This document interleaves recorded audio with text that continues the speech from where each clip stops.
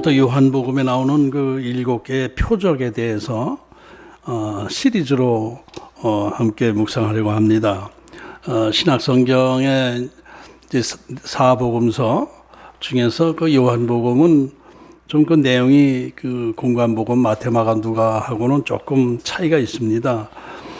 이 요한복음은 사도 요한이 에베소 지역에서 사역하다가 로마 그 도미시안 황제로부터 반모섬에 유배된 상태에서 기록한 것으로 우리가 알고 있는데, 그래서 그 기록연대도 조금 그 세계 공관복음보다는 한 20여 년 늦게 기록된 걸로 우리가 추측하고 있습니다. AD 85년에서 90년 정도 기록된 것으로 보고 있습니다. 공관복음은 대개 65, 6년, 67년도 이렇게 기록되어 있는데, 그래서 그 영적인 의미가 상당히 깊게 기록되어 있고 신학적으로도 상당히 깊이 있는 내용이 요한복음입니다. 아마도 그 사도 요한은 그 세 개의 공관복음을 다 아마 읽었을 것으로 보여집니다. 그래서 그 세 개의 마태, 마가, 누가 공관복음보다 그 공관복음을 보완하는 의미로 요한복음을 기록했고, 그래서 또 많은 그 영적 경험을 경험하고 나서 요한이 그 예수님의 사역에 대해서 영적으로 깊은 깨달음을 얻고, 예수님 사역하실 때에 그 제자로 따라다닐 때는 무슨 의미인지 몰랐는데 나중에 하니까 이런 의미가 있었구나, 예수님께서 행하신 이런 그 목적이 있었구나라는 것을 깨닫고 기록을 했기 때문에 아무래도 그 다른 공관복음보다는 요한복음이 더 영적인 의미가 깊이 있다, 이렇게 볼 수가 있습니다. 그리고 사도 요한은 이 요한복음을 기록한 목적도 분명히 밝히고 있습니다. 요한복음 20장 31절에 보면은 오직 이것을 기록함은 너희로 예수께서 하나님의 아들 그리스도이심을 믿게 하려 하며 또 너희로 믿고 그 이름을 힘입어 생명을 얻게 함이니라. 이렇게 분명히 기록 목적을 말씀하고 있기 때문에 기록한 모든 것들이 다 그 예수님의 그 하나님 아들이신 것, 우리의 영생, 구원, 이런 것을 기록하기 위해서 이런 것을 목적으로 해서 기록했다라는 것을 분명히 밝히고 있는 거예요. 신구약 전체에 하나님의 그 신비스러운 기적의 내용이 많이 기록되어 있죠. 아마도 성경에서 그 기적에 대한 내용을 빼버린다면은 성경 자체가 이상해질 것입니다.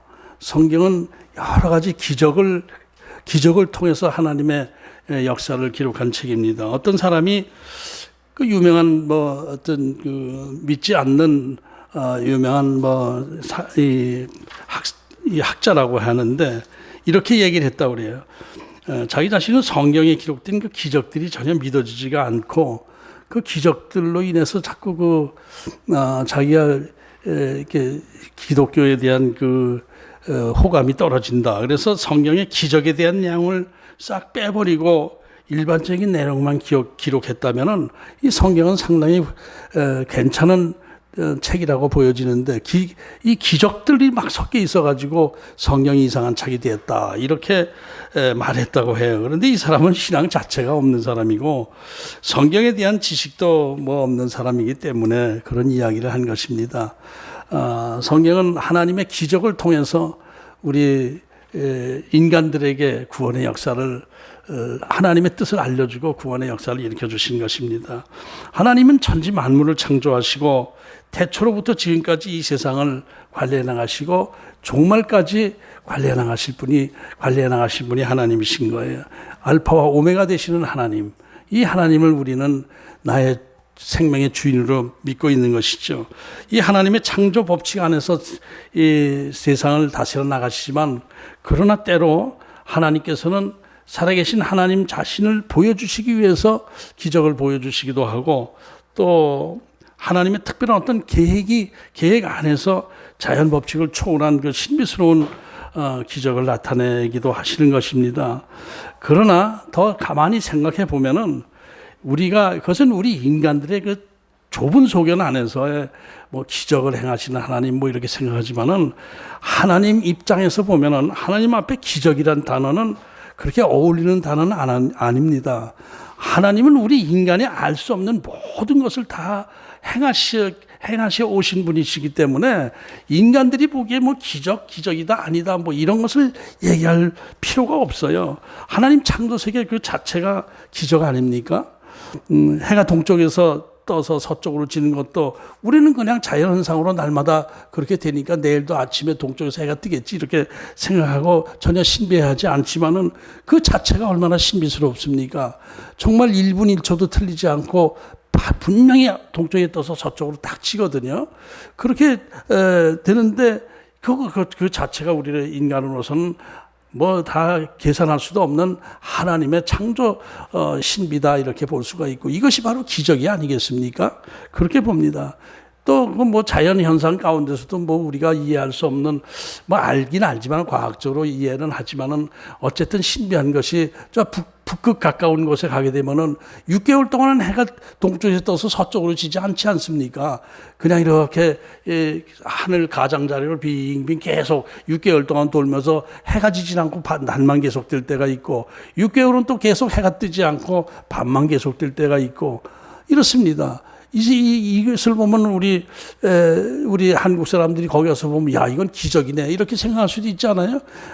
뭐 과학적으로 뭐 무슨 이유를 알긴 알지만은 그 모든 것이 하나님의 창조 섭리 안에서 기적이다 아니다 뭐 이런 것을 그 얘기한다는 자체가 참 생각이 좁은 그런 면이 있다 이렇게 생각을 하게 되는 것입니다.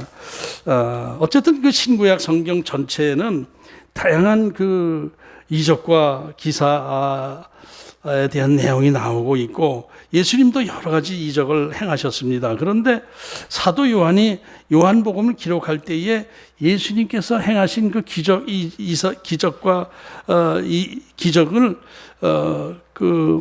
오늘 본문 11절에 표현한 것처럼 표적이라고 표현한 거예요. 표적이라고 했어요. 다른 마태 마가에는 표적이라고 한 부분도 있지만은 이적과 기사 이런 식으로 표현했어요. 이적과 기사를 행했다 뭐 이렇게 했어요. 이 이적과 기사는 그 헬라어 단어도 다릅니다. 헬라어로는 이적을 디나미스라고 하고 기사를 테라스라고 합니다. 그래서 디나미스, 테라스 이렇게 했는데 요한복음에는 세메이온 이렇게 표적 다르게 영어로는 사인으로 번역되었어요. 사인. 그러니까 표적이라는 것은 사인이에요. 뭔가 표시를 해 주신 거예요. 그러니까 예수님께서 행하신 기적에 대해서 그 기적은 뭔가 메시지가 있는 것이다. 예수님께서 우리에게 무슨 사인을 보내주시는 의미가 있는 것이다. 그냥 마술처럼 그냥 그 마술사들처럼 신비스러운 일을 행하신 것이 아니라 뭔가 우리에게 주시는 메시지가 있는 것이다. 그것을 우리가 알아야 된다라는 의미로 요한복음에서는 표적이라고 세메이온이라고 표현을 한 거예요. 그러니까 예수님의 기적은 오, 이게 진짜야? 진짜 이런 일을 했어? 맞아? 사실이야? 뭐 이렇게 생각하거나 또, 와, 예수님은 대단한 능력을 가진 분이다. 놀라우신 분이다. 뭐 이런 식으로 바라볼 것이 아니라 예수님께서 저런 신비스러운 그 어떤, 기적을 행하신 것에 대해서 어떤 뜻이 있는가를 우리는 그것을 탐색하면서 바라봐야 되는 것입니다. 그래서 이제 우리가 제가 요한복음에 7개의 예수님의 기적에 대한 기사가 기록되어 있는데 그 7 표적에 대해서 좀 더 깊이 전과 다르게 좀 더 표적의 의미를 가지고 깊이 묵상해 보려고 시리즈로 말씀을 묵상하려고 생각을 한 것입니다. 그래서 요한복음에서 이렇게 요한복음에서 행한 첫 번째 그 표적 행한 것이 오늘 본문 말씀인데 그것이 이제 가나 혼인 잔치에서 예수님께서 물을 가지고 포도주를 만드셨다. 포도즙이 아니에요. 포도주, 술을 만드신 거예요. 물로 술을 만드신 것이 예수님 사역 전체 중에서 제일 먼저 표적을 행하신 것이 바로 오늘 본문 말씀이다. 이렇게 기록이 되어 있는 거예요.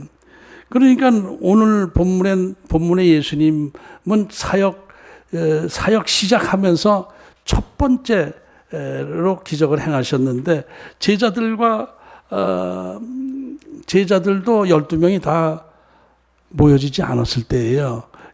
오늘 본문에 사흘째 되던 날, 사흘 전에 어떤 일이 있었냐면은 나다나엘을 제자로 삼았어요.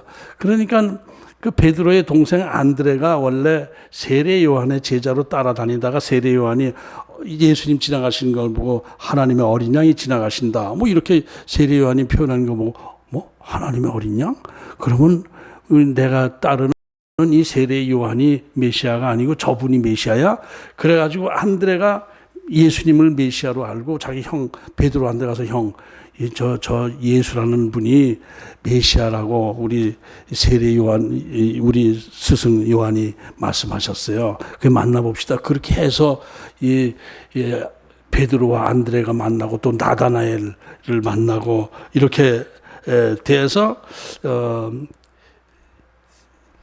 베드로, 안드레, 그리고 또 필립이 또 만났죠. 그래서 베드로, 안드레, 필립, 나다나엘 이렇게 네 사람이 제자로 삼고 3일 뒤에 그 네 사람의 제자를 데리고 가나 혼인잔치에 참석하신 내용이 오늘 본문인 거예요. 그것이 사흘째 되던 날 이렇게 됐는데 오늘 사흘 갈릴리 가나에 혼례가 있어.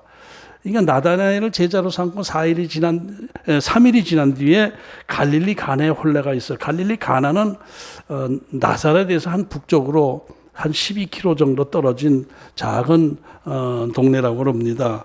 그렇게 짐작을 하고 있습니다. 가나라는 것은 갈대라는 의미가 있는데 지금도 그 나사렛에서 한 12km 북쪽에 카나라는 그 갈대의 의미가 있는 그 동네 이름이 있어서 그것으로 짐작을 하고 있습니다.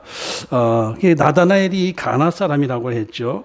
이 가나에서 혼인잔치가 열리게 됐는데 예수님의 어머니가 그 혼인잔치에 아주 적극적으로 관여하고 있는 것으로 봐서 아마도 마리아의 가장 가까운 친척집 결혼잔치가 아닌가 이렇게 추측이 되는 거예요. 그래서 예수님도 네 제자와 함께 그 혼인잔치에 함께 참여하게 되었던 것으로 보여집니다. 그런데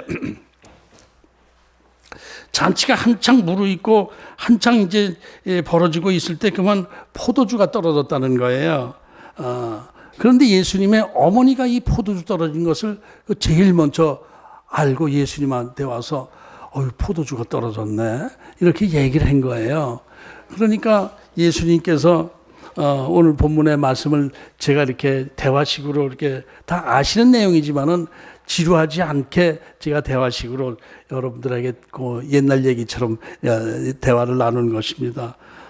포도주가 떨어졌네. 그러니까 예수님께서 뭐라고 했냐면 여자여 내게 무슨 상관이 나하고 무슨 상관이 있습니까? 이렇게 아직 내 때가 이르지 않았습니다. 이렇게 어머니한테 대답을 한 거예요. 여기서 여자여라고 한 건 뭐 여러분들 다 아실 거예요. 여자여 이게 뭐 자기 엄마한테 여자여가 뭐예요? 여자여가 이게 뭐 자기 엄마를 되게 무식한 거 하나님의 아들이라고 그래서 육신의 어머니를 무시한 거 아닌가 그런 게 아니고 귀나이라는 단어 뭐 여러분 다 아시는데 그래도 이제 설교 시간이니까 다시 한번 얘기를 하면은 귀나이라는 것은 그 어머니를 우리 문화의 번역 자체가 여자여라고 한 것을 좀 문제가 있는 거예요. 근데 어떻게 다르게 번역할 게 없어요. 문화가 다르기 때문에 그 당시에는 그 어머니에 대한 아주 극존칭을 여자여라고 불렀어요. 왜 그것을 어떻게 알 수 있냐면 예수님께서 요한복음 19장에서 예수님께서 십자가에 달려서 돌아가시기 직전에 이렇게 자기 어머니가 앞에 있는 걸 보고 여자여 나는 아들입니다. 저 아들입니다. 이게 여자여 귀나이 그랬거든요. 이게 십자가에 돌아가시기 전에 자기 어머니가 앞에서 막 울고 계시는 걸 보면 여자여 그런 거는 어머님 그런 거나 마찬가지죠. 나의 어머님 이렇게 하면서 저 아들입니다. 그러면서 사도 요한에게 내 어머니를 부탁한다. 내가 가거든 내 어머니를 부탁한다. 이렇게 얘기를 했거든요. 그러니까 여자여라는 단위는 그 친어머니에게 하대하는 투가 아니라 어머니를 아주 높여서 부르는 단어다 이렇게만 생각하면 되겠습니다. 뭐 복잡하게 얘기할 거 없이 그 당시에 그 대화 어머니에 대한 표현으로선 높이 표현한 것이다 이렇게 생각하면 되겠습니다. 그래서 어쨌든 내 때가 아닙니다. 어머니 내 때가 아닙니다. 제가 관여하지 않겠습니다. 그렇게 대답을 한 거예요. 그런데도 이 어머니 마리아는 그때 하인들을 얼른 불러가지고 이분이 너희들에게 무슨 말씀을 하시든지 그대로 순종해. 이렇게 얘기를 한 거예요. 그러니까 예수님은 다 관여하지 않겠습니다. 그랬는데도 마리아는 그럼에도 불구하고 이분이 너희들에게 말씀하신 대로 따라 순종해. 주인처럼 여기고 이분 말씀대로 따라해야 돼. 이렇게 얘기를 한 거예요. 그렇게 하니까 예수님도 태도를 바꾸어가지고 하인들에게 이렇게 하인들을 보더니 저 돌항아리 문 입구에 돌항아리 6개가 있지. 그 돌 항아리에다가 물을 채워 넣어라.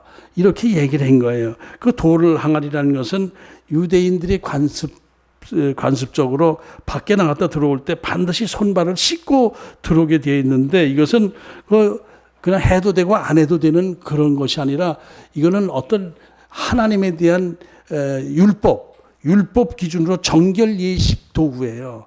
하나님의 그러니까 정결 예식의 도구로서 물 항아리를 놓게 돼 있어요. 그래서 그 들어올 때는 반드시 이 손발을 다 씻고 들어오게 돼 있는데 6개가 있다고 하는 것은 대개 한 집에 하나씩 있는 것인데 결혼식 때 많은 손님들이 올 것 같으니까 아마 좀 6개를 빌려다 채워놨을 거예요.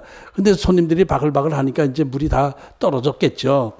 거기다가 물을 가득 채워 넣어라. 이렇게 예수님께서 말씀을 하신 겁니다.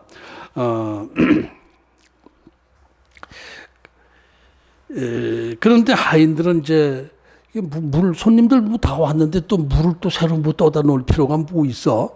무슨 얘기하는 거야? 이런 생각이 들지 않았겠습니까? 뭐 계속 손님이 들어올 것도 아니고 뭐 와서 지금 바글바글 되는데 뭐 또 물을 채워 놓으라고 그래?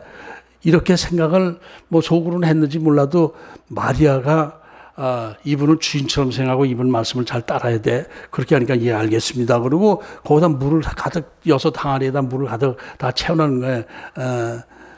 그러니까 큰 독 6개 정도 된다고 생각하면 되겠죠. 우리로서는 큰 독 6개에다 물을 이렇게 다 채워놨어요. 그런데 이 예수라는 젊은 분이 또 다시 지시를 하는데 저 물을 떠다가 저 연회장에게 갖다 드려라. 또 이렇게 말씀을 하시는 거야. 아니 그 정결 예식 그 항아리에 있는 물을 떠다가 또 뭐 연회장이라는 것은 그 당시에 이 잔치를 할 때에는 그 책임자를 이렇게 선정을 해서 그분이 이렇게 전체적으로 뭐 물건 부족한 거 음식 나오고 뭐 이런 관리를 하는 뭐 총지배인 비슷하게 하는 그 관습이 있었나 보죠. 그 연회장에게 갖다 주라고 하니까 또 그 뭐 연회장한테 저 손 씻는 물을 왜 갖다 주라고 그래? 연회장이 손 씻을 일이 생겼나? 뭐 엎어져 가지고 음식이 손에 묻었나? 뭐 이렇게 생각을 했을지는 모르지만은 어쨌든 예 알겠습니다. 그리고 주전자에다 그 물을 담아서 그 연회장에다 갖다 줬는데 이 하인들은 이상하게 생각했을 거예요, 그죠? 그 자기네들이 부은 물을 주전자에다 이렇게 담는데 물 색깔이 빨갛거든요. 빨간 물이 된 거예요. 이게 뭐야? 이게 이상하네. 어쨌든 연회장에 갖다 주라니 갖다 주자. 연회장 갖다 주니까 연회장은 아무 생각 없이 포도주가 다 되니까 새 포도주를 꺼내온 모양이다. 이렇게 생각을 하고 새로 하인들이 갖고 온 그 물을 포도주로 알고 탁 먹었는데 이게 뭐야 이게 엄청 맛있는 포도주가 된 거예요. 아니 이렇게 맛있는 포도주가 여태 있었어? 이 집에 왜 어떻게 이렇게 포도주가 맛있는 게 있어? 대개는 포도주들 맛있는 거 처음에 주다가 나중에 그 포도주가 떨어지게 되면 좀 질 떨어지는 포도주를 이렇게 주는 게 보통인데 여기는 나중에 오히려 더 좋은 포도주가 나오네. 그러면서 주인 아들을 불러가지고, 웬 포도주가 이렇게 맛있는 게 있었어? 처음에는, 처음 거보다 더 좋은데, 이게? 와, 수고했다. 이렇게 인사를 했다라는 거예요. 그러니까, 이런 내용이 이제 오늘 본문의 내용이거든요.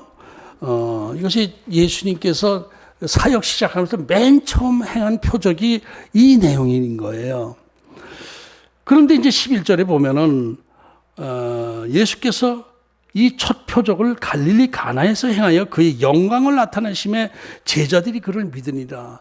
그러니까 이게 예수님의 생애 첫 표적이라는 것이 뭐 거룩한 어떤 정말 영광스러운 메시아로서의 표적이라기보다는 그냥 그 잔치집에서 포도주로 만든 걸 가지고 하나님 그의 예수님의 영광이 드러냈고 제자들이 따랐다 이렇게 표현하는 것도 좀 어울리는 것 같지는 않아요.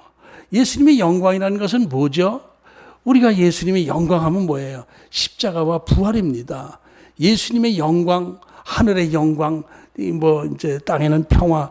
이게 십자가예요. 십자가 지시고 십자가를 통해서 우리를 구원해 주신 것이 예수님의 영광인데, 잔치집에서 물 가지고 술 만들어 준 것을 그 영광이라고 그러고 제자들이 그를 믿고 따랐다 이러는 것이 뭔가 이렇게 좀 이 마음에 이렇게 좀 맞지 않는 것 같은 생각이 드는 거예요. 제 생각에. 오늘 이 물로 포도주를 만드신 그 예수님 자체가 뭔가 좀 중요한 표적이라기보다는 좀 뭔가 좀 세속적인 느낌이 들고 좀 그런 생각이 자꾸 들어가지고 이것이 좀 뭔가 이게 내가 좀 더 깊이 묵상해야 될 그런 그 영적 의미가 이 안에 있을 것이다라는 생각을 했어요.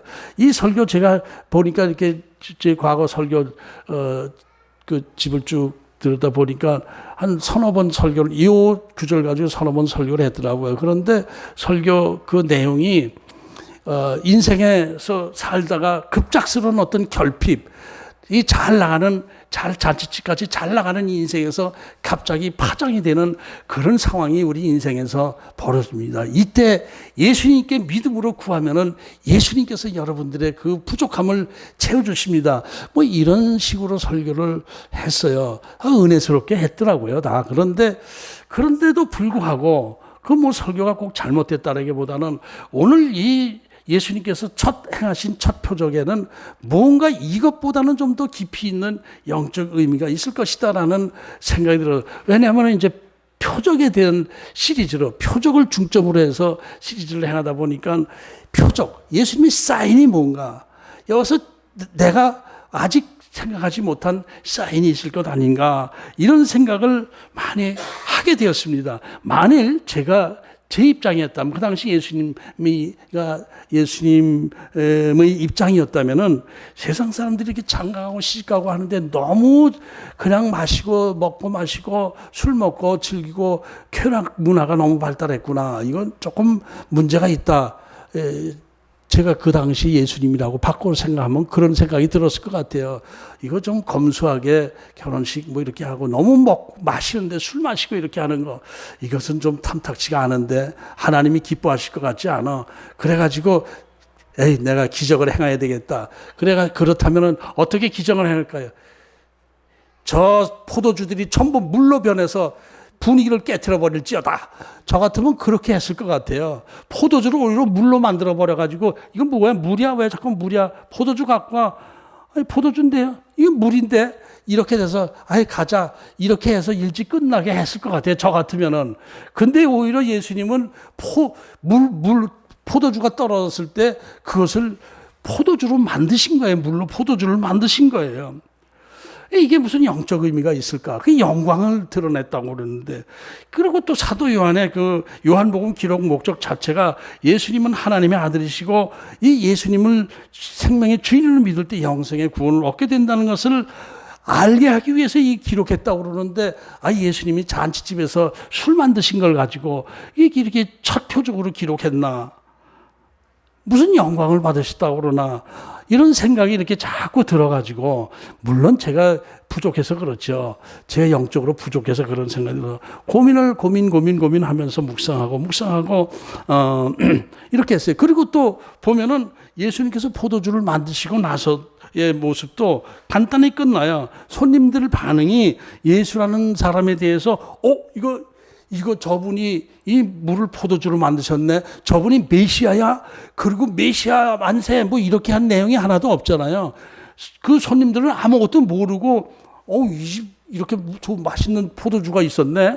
이 집에 어떻게 이런 맛있는 포도주가 있지? 동네 사람들이 대부분이니까 알 거 아니에요. 서로 같이 포도 열매 가지고 포도주도 만들고 그랬는데, 이렇게 맛있는 포도주가 있었나?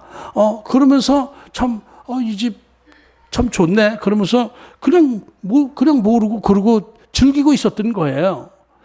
아는 사람은 어머니 마리아와 네 제자하고 또 하인들만 알고 있는 거예요. 근데 그거 다 발표를 해서 다 알았다는 것이 아니에요. 그냥 모르고 손님들은 그냥 먹고 즐기는 걸로 끝납니다. 하인들만 아는 거예요. 조용히 끝난 거예요. 예수님의 사역 그 표적 자체는 조용히 끝난 거예요. 그래서 이것저것 묵상을 하다 보니까 힌트가 나오는데 뭐냐면은 이제 제가 예수님 입장에 대해서 이렇게 생각할 때는 이 물을 왜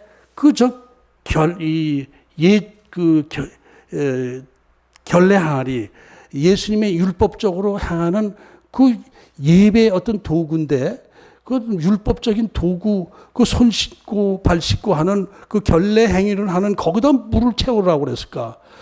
술 항아리가 있었지 않겠습니까? 보통 그 당시에는 포도주를 갖고 이동하고 할 때는 그 양을 잡아서 양 다리 이런 데 다 묶어서 구멍을 하나만 남겨놓고 다 묶어요. 그리고 거기다 넣어놔요. 이렇게 양 가죽에다가. 그런데 집에 있을 때는 술독이 따로 있었을 거예요. 거기다 이렇게 부어서 거기서 포다가 이렇게 나눴는데 저 술독에다가 물을 부으라 해서 그것을 포도주로 만든 것이 아니고 왜 그 결례 항아리 예법을 행하는 하나님께 대한 예법을 행하는 그 도구에다가 손발 씻는 도구에다가 물을 부라고 해서 거기에서 포도주를 만드셨을까라는 것이 이제 조금 수상한 면이 좀 있는 것이죠.